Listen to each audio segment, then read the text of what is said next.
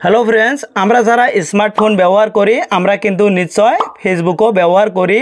আমরা কিন্তু জানি না আমরা যে ফেসবুকটা ব্যবহার করবেছি আগে ফেসবুকটা আমরাই ব্যবহার করি আসি নাকি আগে ফেসবুকটা অন্যজনা ব্যবহার করি আছে, এটা কিন্তু আমরা জানি না। আজকে আমি দেখাম আপনি কিন্তু এই মোবাইলের মাধ্যমে আপনার ফেসবুকের মাধ্যমে কিন্তু দেখতে পাবেন আপনার ফেসবুকটা এই ডিভাইসে লগ ইন করা আছে নাকি অন্য ডিভাইসে তো লগ ইন করা আছে। তো কীভাবে দেখবেন, যদি অন্য ডিভাইসে লগ ইন করা থাকে তাহলে কিন্তু আপনার মোবাইলেতে কিন্তু ওটা লক আউট করে নেবেন পাবেন। তো ফ্রেন্ডস কীভাবে নেবেন, মোবাইল স্ক্রিনটা অল্প ফলো করেন, চলেন তাহলে শুরু করি। ফ্রেন্ডস দেখতে পাচ্ছেন আমার মোবাইলের স্ক্রিনটা, আমি আমার মোবাইলে যেটা ফেসবুক অ্যাপ আছে অ্যাপটা ওপেন করে নেই। আপনারও যেটা ফেসবুক অ্যাপ আছে অ্যাপটা ওপেন করে নেবেন।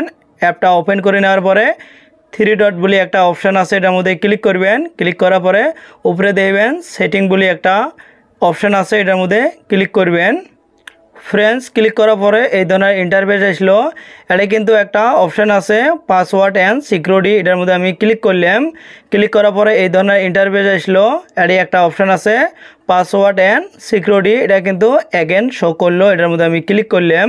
ক্লিক করার পরে অল্প স্ক্রল ডাউন করে নিলাম। স্ক্রল ডাউন করে নেওয়ার পরে তলে একটা অপশান আছে where you are log in, এটার মধ্যে আমি ক্লিক করলাম। ক্লিক করার পরে এটা একটা আছে ফেসবুক আর একটা আছে ইনস্টাগ্রাম, সেটা ফেসবুক আছে ফেসবুকের মধ্যে ক্লিক করলাম। সেটা আমার মোবাইলের নামটা শো করছে দিস ডিভাইস, এটা কিন্তু আমার বর্তমান লগ ইন আছে। আর এই জেলে তলে জেলে নাম শো করছে, এলে কিন্তু আমি আগেও লগ ইন করছিলাম, টাইম সহকারে কিন্তু শো করছে। আপনি দেখবেন আপনার যেটা মোবাইল আছে মোবাইলের বাইরে অন্য কোনো মোবাইলের নাম আছে নাকি, যদি থাকে তাহলে ভাববেন অন্য মোবাইলে তো লগ ইন করা আছে।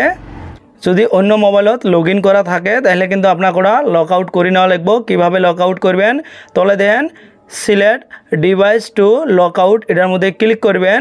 ফ্রেন্ডস ক্লিক করার পরে এই ধরনের ইন্টারফেস আসলো।